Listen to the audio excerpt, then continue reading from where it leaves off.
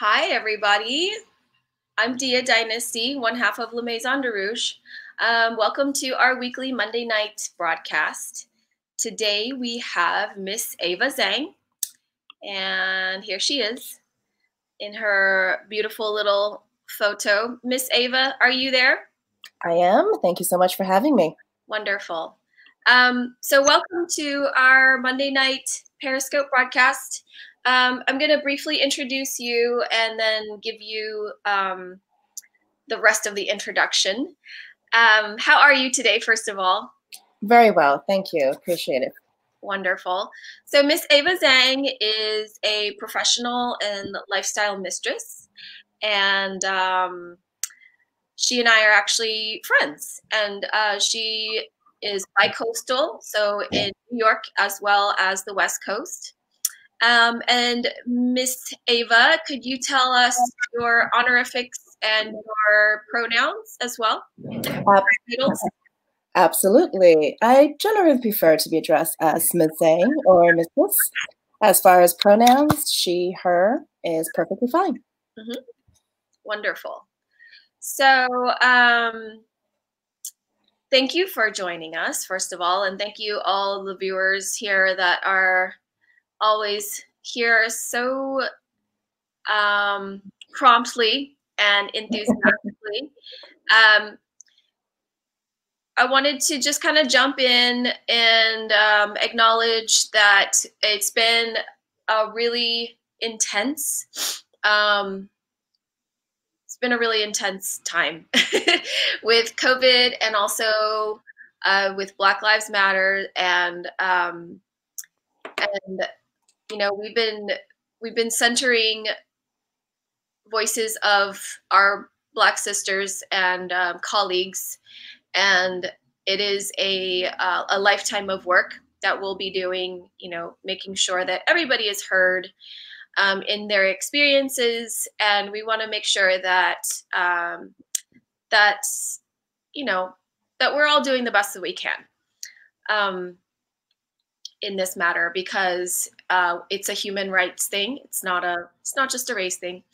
It's very much an important thing to us also as intersectional folks of color and of sex work, which is a very marginalized area to exist, that we're doing our best to also elevate and amplify voices that are less heard.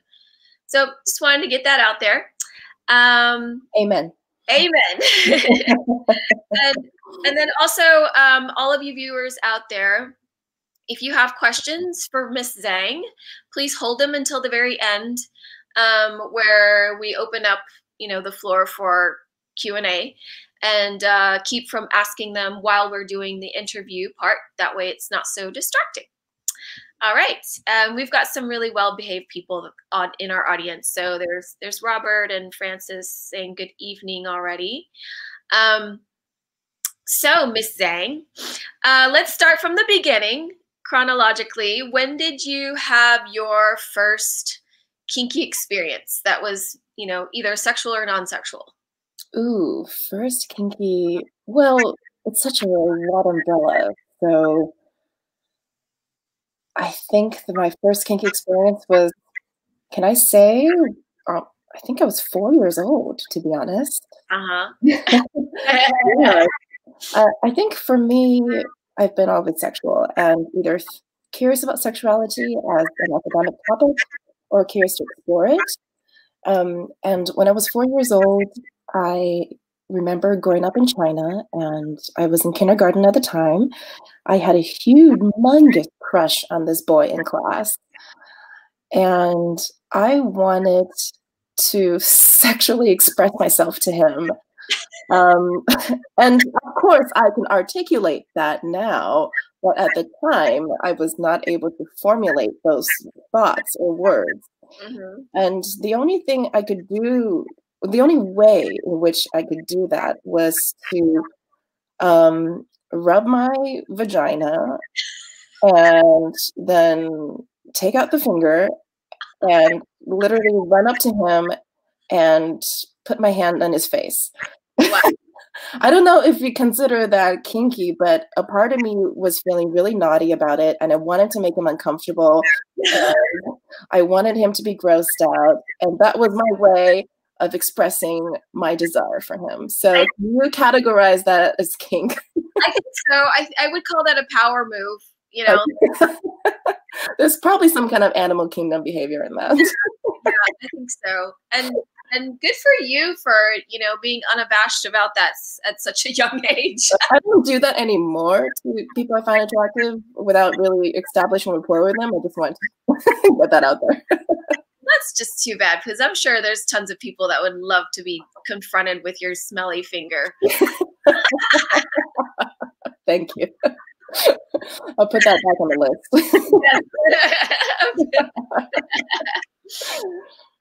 So where did you go from that point? Like, were you, was that something that activated you in a way, or, you know, you said that you felt naughty about it. Like, how did that affect you?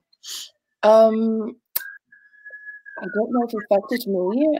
I don't think I was activated much after that. I think the curiosity about sexuality as a whole pretty much stayed with me throughout my life.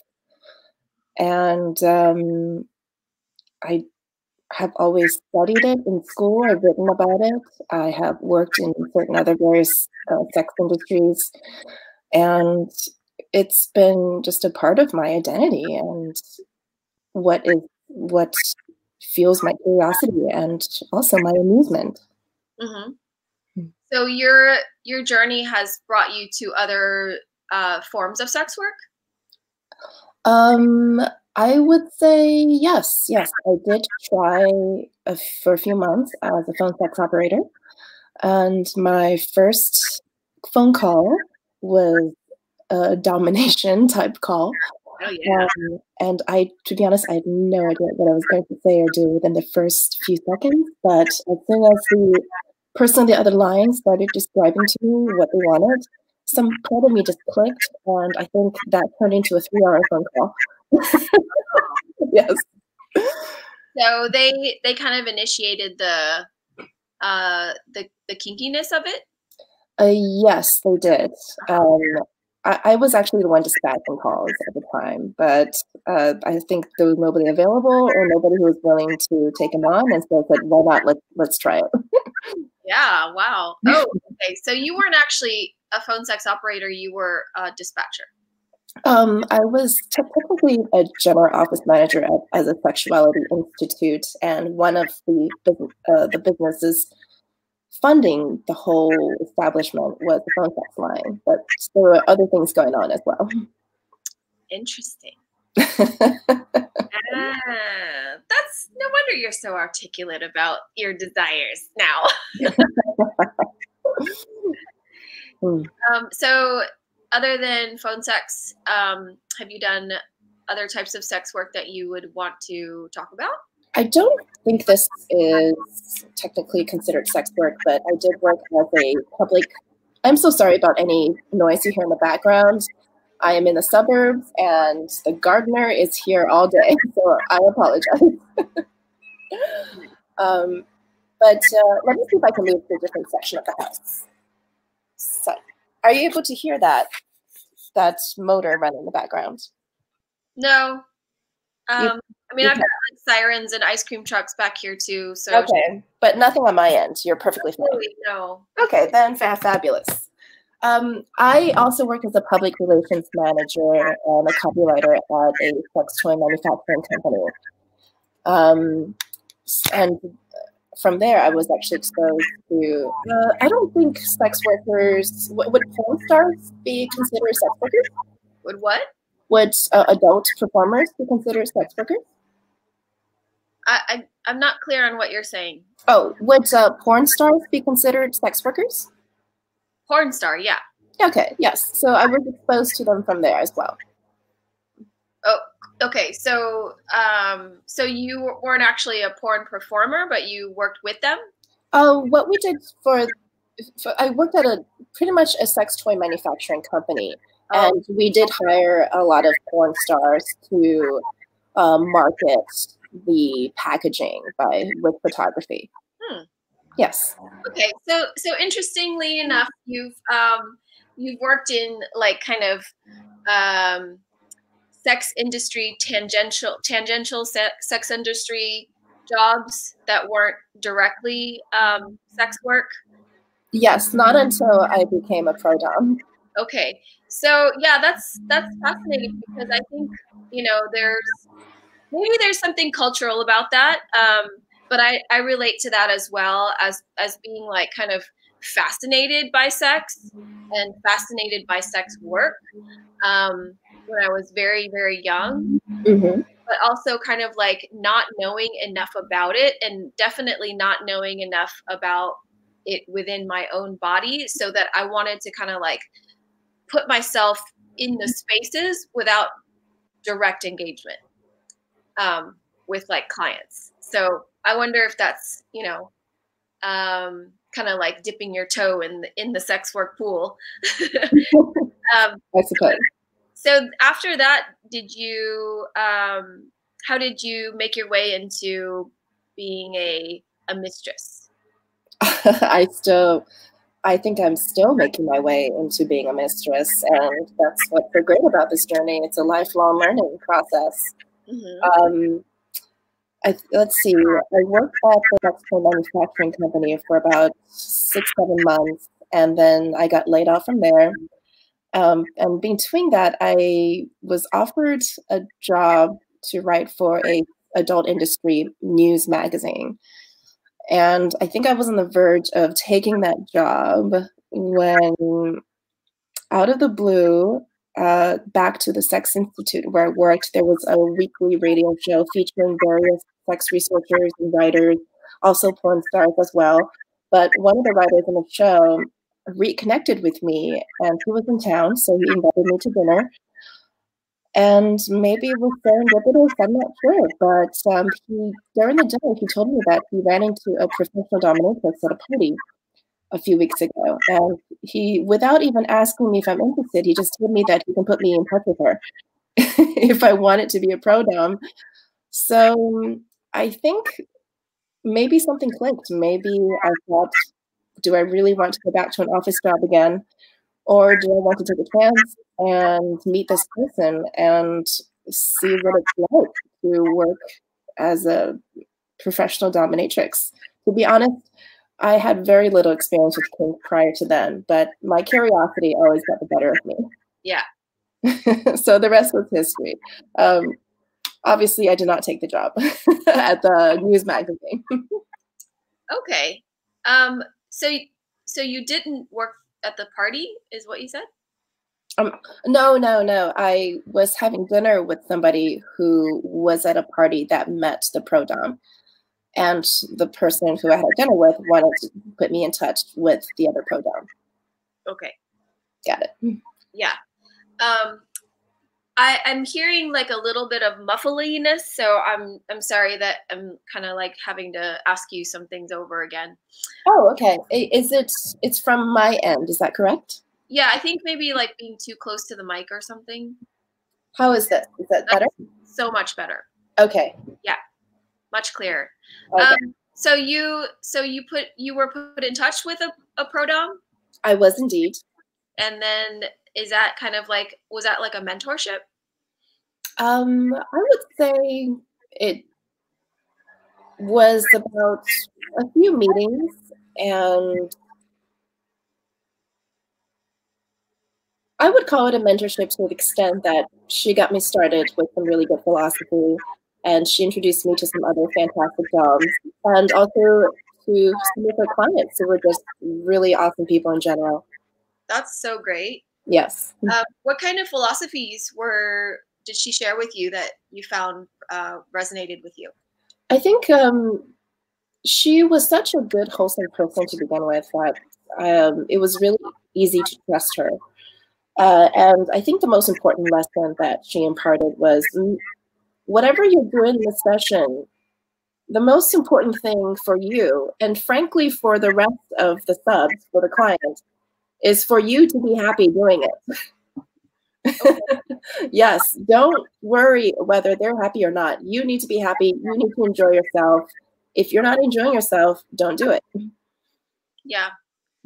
I would agree with, I mean, I think like it's taken a long time for me to really embody that philosophy, because I was groomed in a commercial dungeon where our happiness wasn't actually it wasn't, they didn't, wanted us to feel safe, and they wanted us to feel like supported, but it wasn't about being happy. There weren't necessarily any philosophies of like joy and enjoyment. Mm-hmm. So that's really great that you got that kind of advice, because I think a lot of people are, I don't know, they miss out on that part. I feel quite fortunate to have met her as my first exposure to the professional BDSM world. So absolutely. So can you tell us what kinds of types of play or interactions or activities you find joy in and happiness in? Actually, I really don't have a favorite, to be honest. I think what I really want is to meet the person, find out what are all their control panels inside their brain chamber, and whatever that may be, I want to push it, and I want to see them in their happy place. I want to see their eyes roll up to their heads. I want to get them to a point in which their brain is completely erased, and that makes me happy. So whether it's bondage, whether it's DS, whether it's power exchange, whatever it may be, I want to see that spark in someone's face.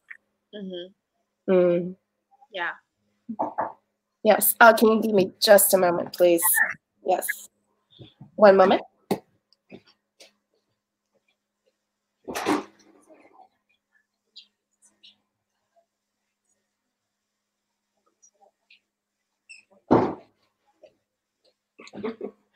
Sorry, due to the quarantine, there's quite a lot of people at the house that are sheltering in place with me. So I'm kind of the mother hen here, and people are asking me where everything is. I apologize. Oh, wow. Okay. Yes. Okay. So no problem at all, mother hen. So have there been any memorable interactions with subs in the past that that you found remarkable and something like you want to share? Oh my God, there's so many. So, wow, I think one of them was a sub who actually was in service to my first mentor, and he wrote me the most beautiful email.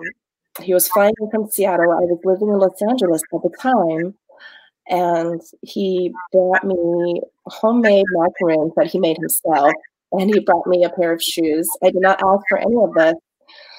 And I also told him that one of my favorite things, my favorite dessert, is homemade chocolate truffles. And so that was in 2016. And I don't think I saw him again until, no, sorry, that was in 2014. I don't think I saw him again until a year and a half to 2 years later. And as the first thing he did when he saw me was present chocolate truffles. Oh, that was like a 24-month gap. I did not mention it at all. And he just filed that away into his brain.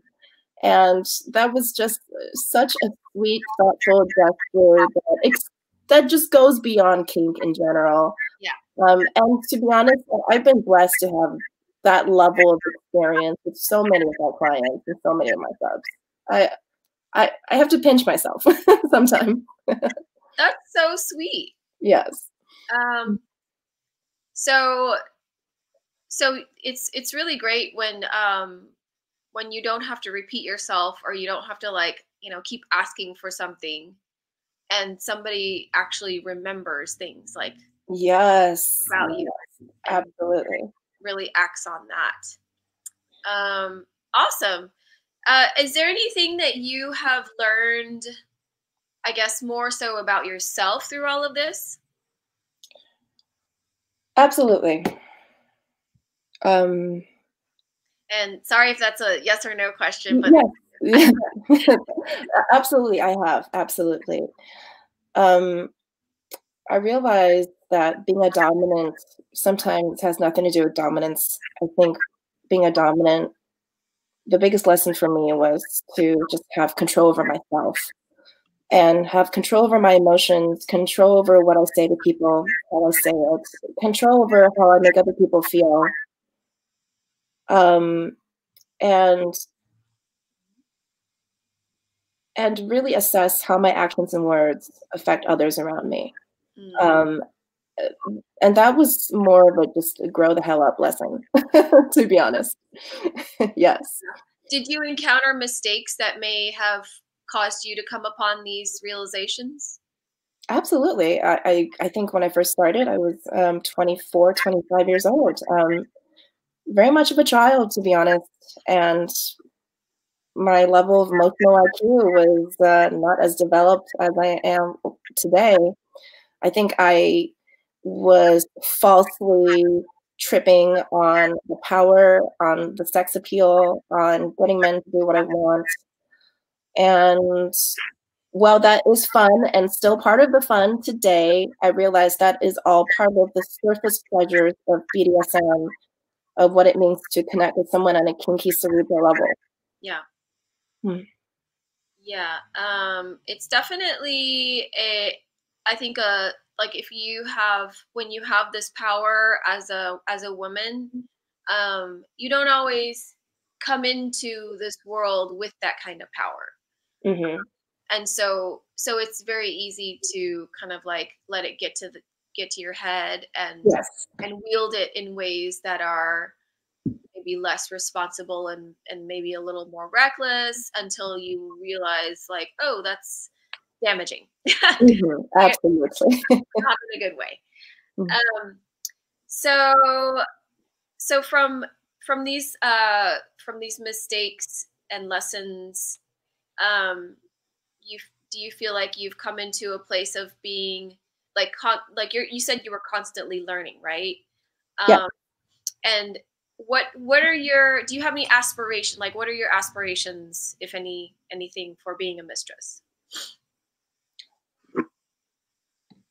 I think the aspiration is always to not force someone to submit to me, but be the type of person that inspire them to submit to me. Mm-hmm. And what that means is to be a good person, to be a person that people can trust, to be a person that they can confide in, to be a person that they can feel comfortable surrendering their will and their physical safety to. Mm-hmm. And once again, I think that extends beyond kink. I think that just goes with being a leader, even if it's between a group of two. Mm-hmm. Yeah. To So how do you do that? By I'm still trying to figure it out. I think, how do I do that? By Surely you've had some success. I'm sorry? Oh, I think I missed what you just said. Surely you've had some success. I think what I do now more so than what I did the first few years was I try to ask more specific questions to clients or to personal subs. What do you want? Why do you want it? Why do you want it from me? Why do you think I even want to do that with you? And to really get a sense of the person that's in front of me. Mm-hmm. And also, after we play or after I train them, I also ask them, how did that make you feel? Was there anything that you really enjoyed or did not enjoy? And I'm constantly trying to be mindful. This is a human being in front of me with their own set of conditioning and their background and history. And I really make it a point to understand them before I play with them so that I can play responsibly, obviously pleasurably, but responsibly, emotionally and physically responsibly. How much of that interaction of like, having these conversations with your submissive is verbal, and how much of that is intuitive? I think it's probably a bit of both, sometimes the latter more so than the former, and vice versa. Mm-hmm. I do have a type, and it was not intentional. I do have a type in terms of the sub that I connect most well with, and I think I've learned throughout the years, and I've watched myself. There's a type that kind of is like a moth to a flame. I don't know which one is which, but it's a sissy, service-oriented, masochistic slave. Wait, can you repeat all of that again? It's a sissy, service-oriented, masochistic slave. Okay, a sissy, service-oriented, masochistic slave. Yes, and I love all types of subs when everyone's respectful and polite, but that particular package really does something for me, and it ignites me, and vice versa. And I've been to conventions, parties, almost around the world, almost without fail. The people that I connect with the most fits that prototype for some reason. Yeah. Yes. Well, yeah. So now that everybody knows what Miss Zhang prefers. No, not a preference. It was just it's something that attracts me, or I'm attracted to it. But I like all types of subs. Yeah. Yeah. I mean, as a professional, you know, I think it's important to definitely have a wide array of, you know, people that you like to play with, or types that you like to play with. Mm-hmm. But there's nothing wrong with having a favorite, a favorite type. You've said it. Yeah. So, is that type like more inclined to become a to become somebody in your lifestyle DS? Not necessarily so. I've had a few lifestyle DS experiences where the other party did not fit those particular set of traits, and it was perfectly fine. So the answer is no. Okay. Do you have a differentiation between professional and lifestyle DS, or do they kind of like melt into each other? How do you see that? That's a really good question. There definitely is a distinction between the two, but what I have been trying to consciously do throughout the years is close the gap so that I am my most authentic self. Whether if I'm with a client or with a lifestyle party, I think I do that because I don't feel like I have to be in a theater on stage when I'm doing a session. I'm just being myself. I'm just bringing a amplified slice of my personality. I like that, amplified your personality. Yes. Yeah, there's definitely a time when I think the dominatrix was very performative for me. Absolutely.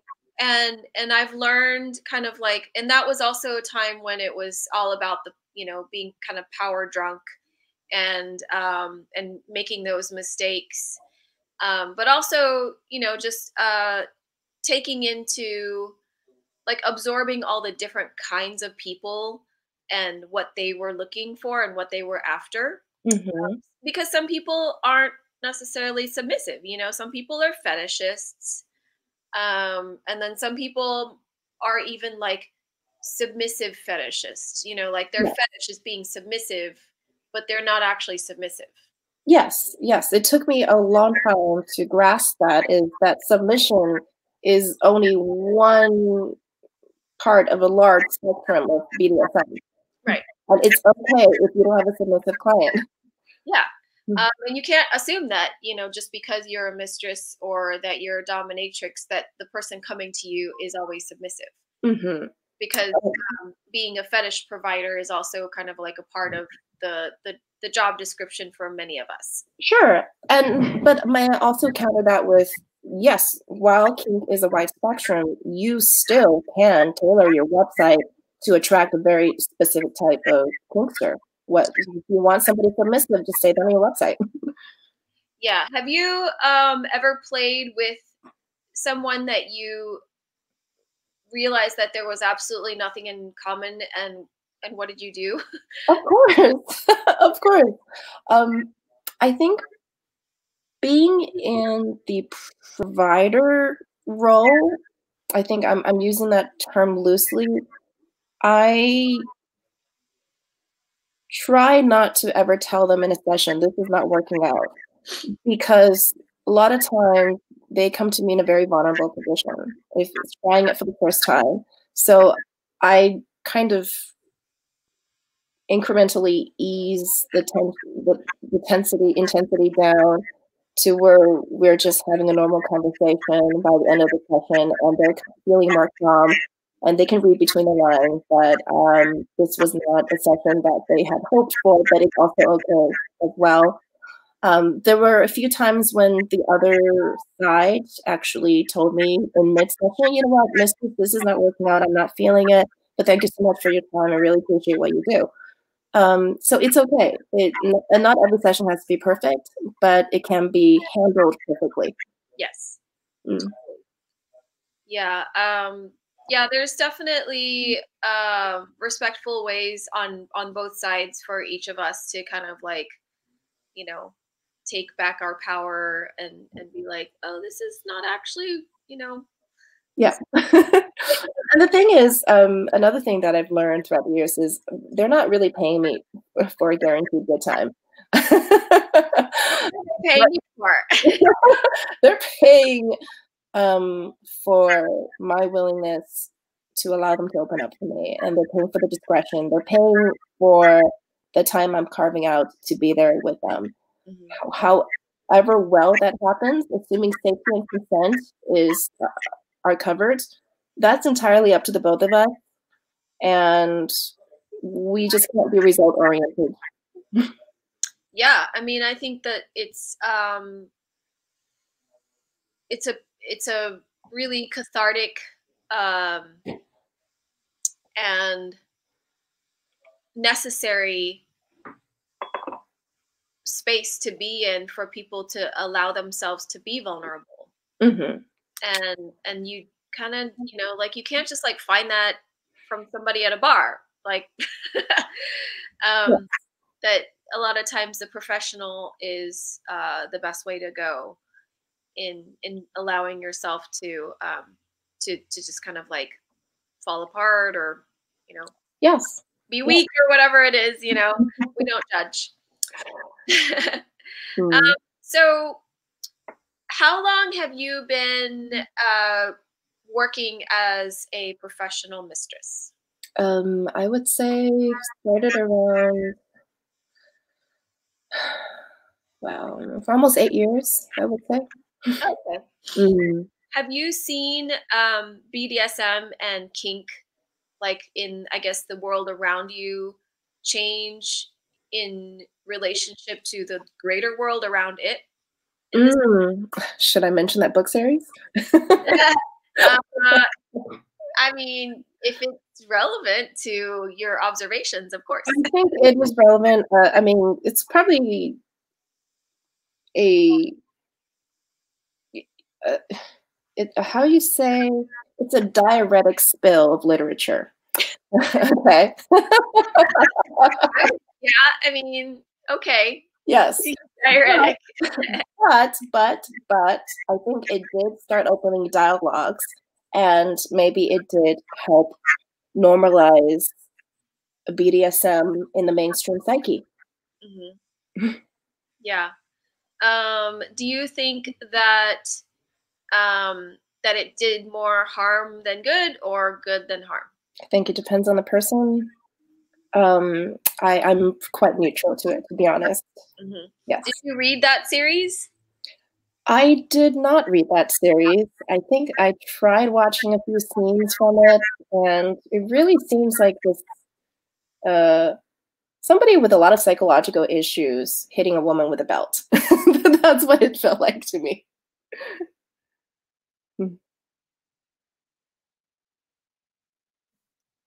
Oh, did I lose you?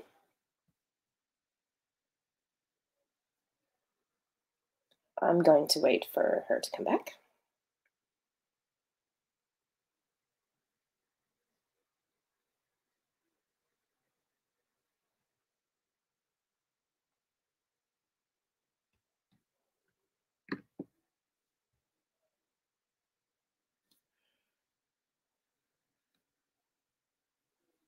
I think Mistress Dia did freeze, but I'm sure that technology will come back.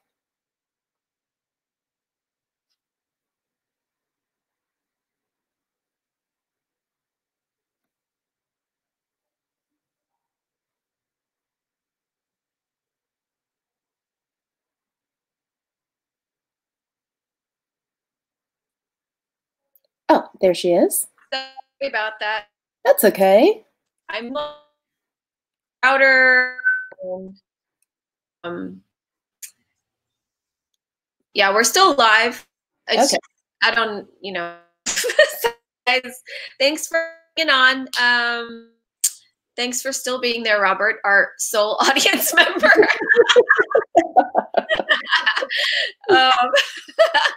So I hope people log back on.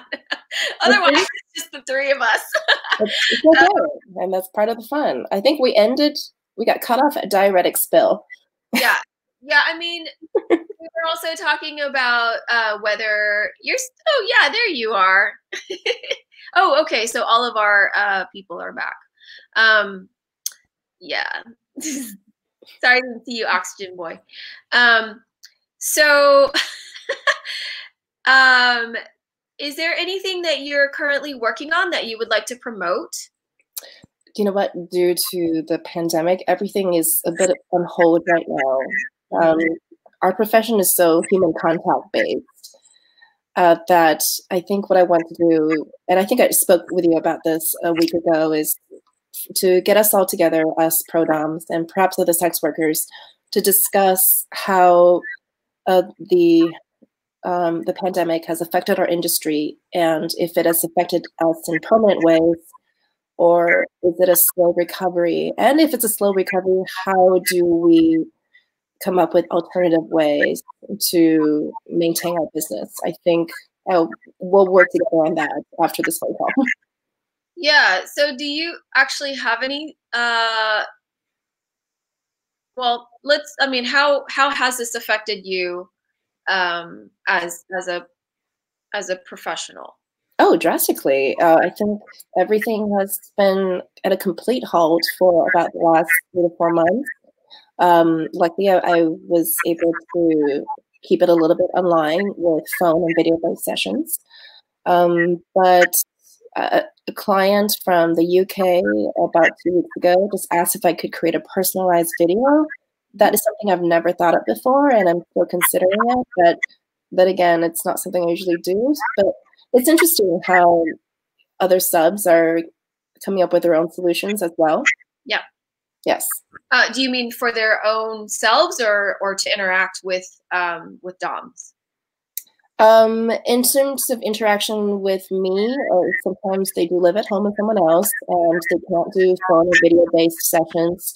So a few of them have asked if I can make them a personalized video for them to use on their own time. Right.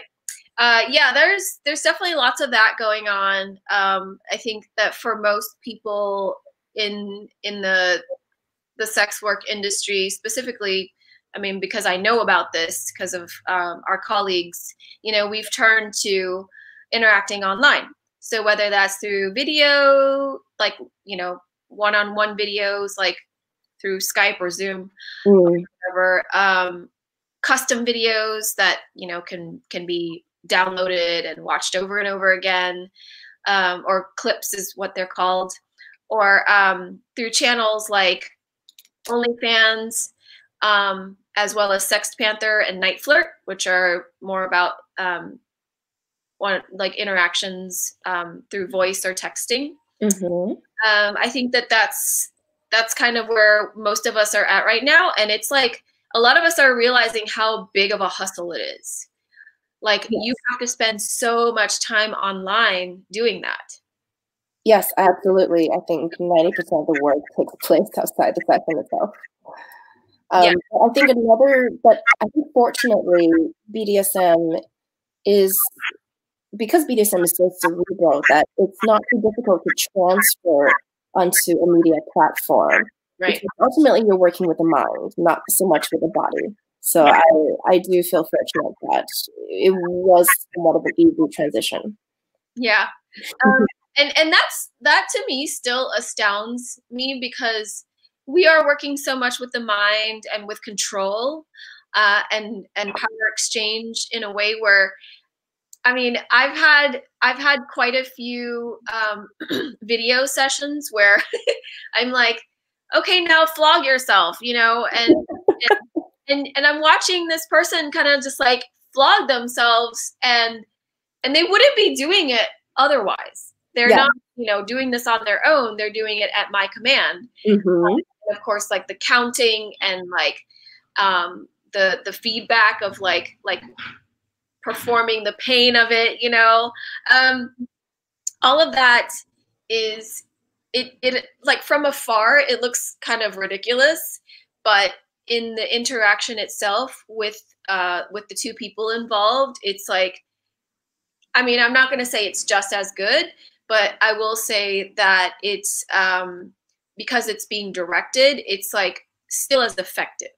Yeah. And I think that that's really fascinating. Just to like, sometimes my brain is like, what's and sometimes and you know what? For me, sometimes having the screen as a wall between you and the other party actually reinforces the your superiority as the mistress. Yeah. You don't even have to see them. You don't have to get up and make an effort to physically move somewhere, because they're just good enough for a few minutes of screen time, and that's it. That's part of the fun. Yeah. Yeah. And you tell them to do the thing and they do the thing. Exactly. What are they going to do right away? They want to be there, you know? So it's I love it. I love it so much. I never want to stop doing this. Me too. So as we are getting close to time, I'm going to allow our audience to answer or to ask some questions. So this is the time, everybody, for you to ask questions. And you will be directing these questions to Miss Zhang, so please be respectful. And then also, you know, while questions are rolling in, Miss Zhang, other than your website, do you have any other forms of contact? Other than through my lawyer? No. Just kidding. What did you say? Other than through my lawyer? No. No, just through my website. Okay.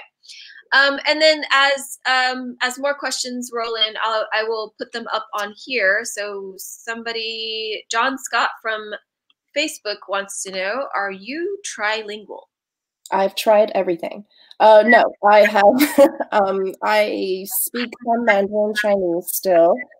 I speak English, obviously, and I speak some conversational Chinese. Some conversational Japanese. Oh, okay, cool. Yes. So you kind of trilingual. I mean, conversational means that you can kind of try. I've tried all three. Okay, so Robert would like to know, have you thought of any steps you would take when in real life sessions began to be safe and you don't already do? COVID safe. Yes, obviously. Absolutely. I think I might require that clients are tested before they see me. And that's to protect themselves and to protect me and my family. Okay. Yes. All right. So, John Scott, we've already answered your question about languages. Well, I think it was a little bit more specific. I grew up speaking Chinese. English is my second language. And I started learning to speak English when I was about 11 years old. 11 years old. Yes. Okay. And then your conversational Japanese? Conversational Japanese, I started learning when I was about 20 years old. Oh, okay. Yes. Miss Lily would like to know, when will you come back to NYC? Let's see. Hopefully before the end of the year. Let's see how things go in Manhattan for the next few weeks, shall we? Yeah. And Lily is always welcome to visit me in the Bay Area as well. Yeah, Lily.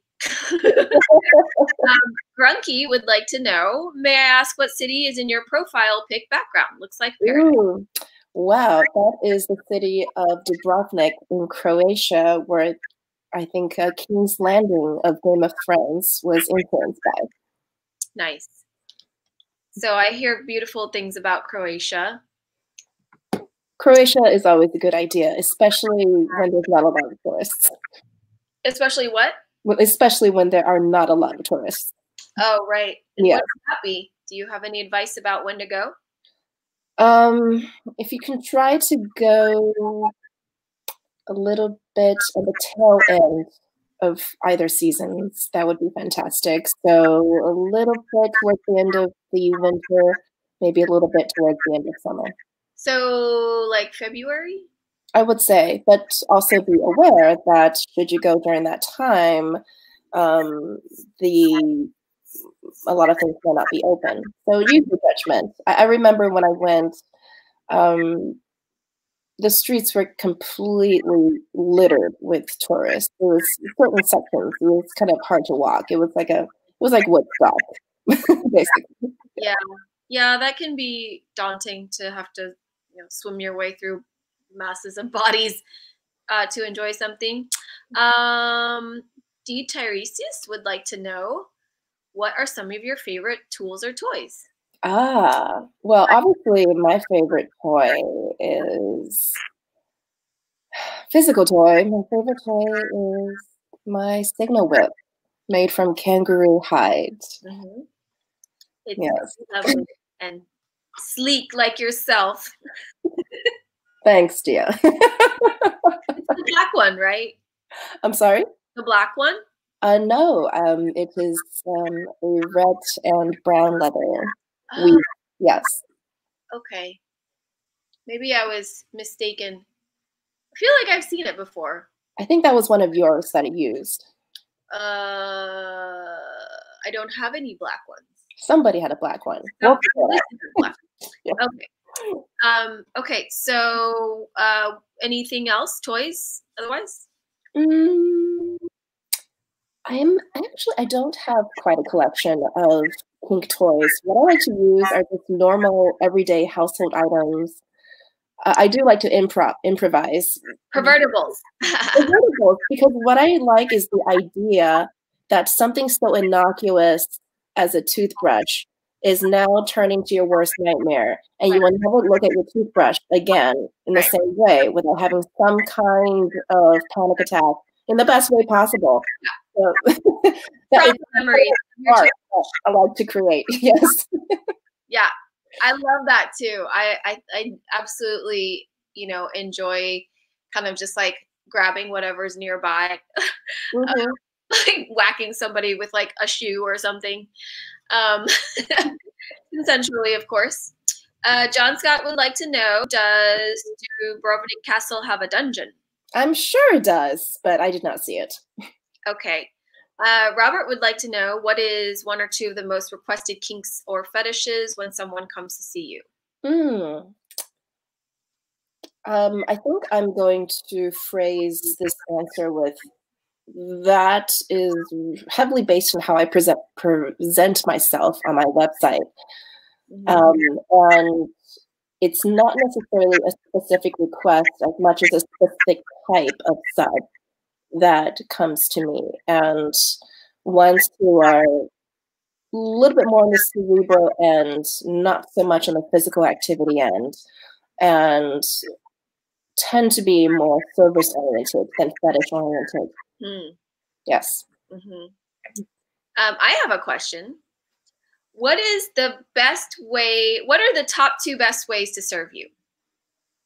The top 2. Yes. Okay, that's a very specific number. Yeah. Let's see, cooking for me really melts my heart. Yes, and you could do that even if you're not kinky. You can do that anytime, Dia. Just letting you know. Certainly let you know. I prefer it when you cook for me. Fair enough. Fair enough. I think you might be a better cook. I think feeding someone is one of the ultimate acts of service, because food nourishes and food is love, and food brings people together. So that's the first. And the second is just simply asking me, what can I do for you today?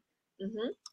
Yeah. That could be anything. It could be anything, yes. So stop asking if I want to spank you because that's what you want. Just ask me, what can I do for you, mistress? Right. Yeah. I love it when somebody volunteers to like be my toilet. It's like, really? Right now. They're doing us a favor by volunteering. Oh, I'm so glad. Yeah. Okay. Anyway, I mean, that's definitely a thing, and we can arrange that. But like volunteering specific services is clearly not a request. Yes. It's clearly about what gets the sub off. Mm-hmm. Okay, so let me ask you 2 last questions, just for fun. Okay. What are your vices and virtues? Can it be the same thing? Absolutely. I would say probably bluntness. Can I use that to answer both? Yeah, I mean, so your virtue is that you are honest. And your vice is that you don't know how to phrase your honesty in a nice way. I answered it for you. Thank you, Dia. This is why we get along so well. I love your bluntness, and I aspire to be that blunt. Even though that's kind of like a Sagittarius trait, I sometimes I really have to think about what I say, because I'm also often surrounded by very sensitive people, and so I think that sometimes bluntness comes off as like curtness or rudeness. And yeah. Trust me, it's something that I am still working on, of how to communicate what I ultimately am really thinking, but in a way that is digestible. Yeah, digestible. Yes. People just spit it back out and nothing is done.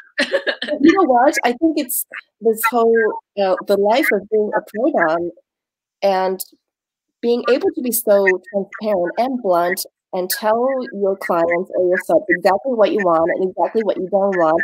That's some of that really direct communication spills over to my vanilla life. And sometimes my friends would say, hold on, can you ask that more nicely? And I said, I'm so sorry.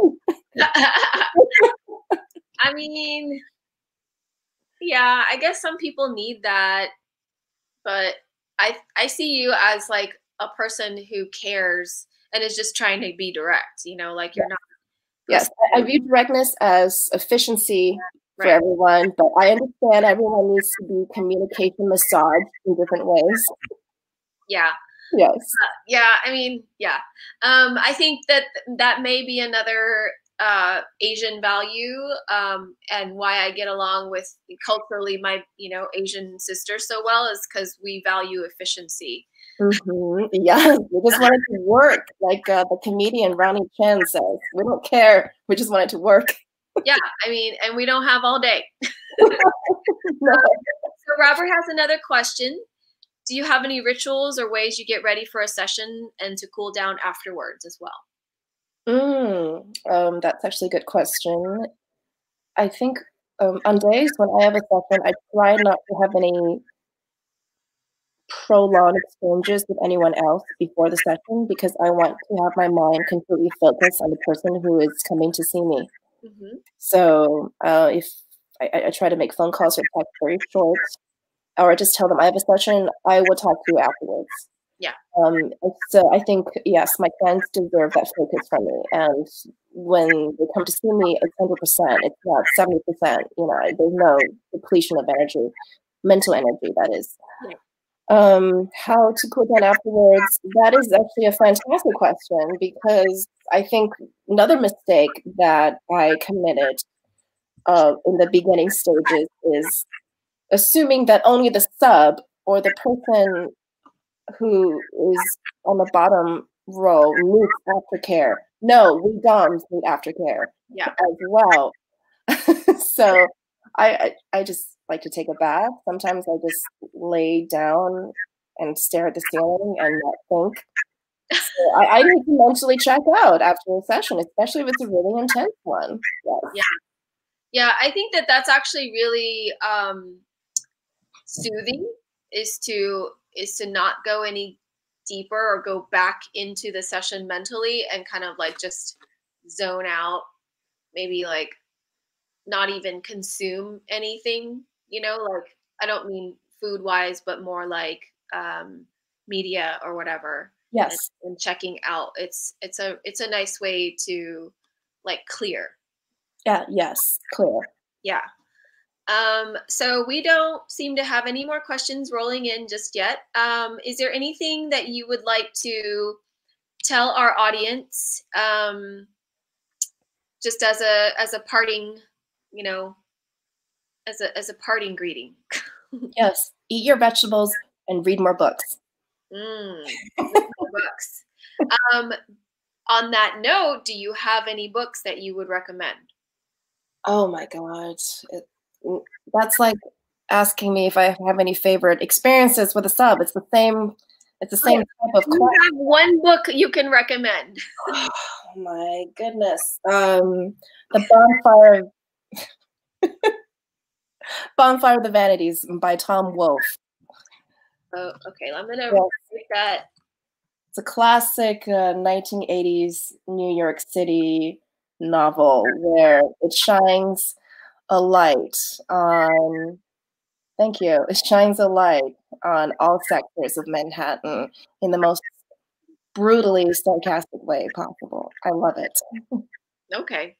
Yeah, I remember that book and kind of like trying to read it. I borrowed it from you, tried to read it, and immediately became overwhelmed. It's okay, try it again. It's like anal sex. You gotta try it multiple times. Okay. Good to know. One more question, and this will be the last question. D. Tiresias would like to know, how about nonfiction?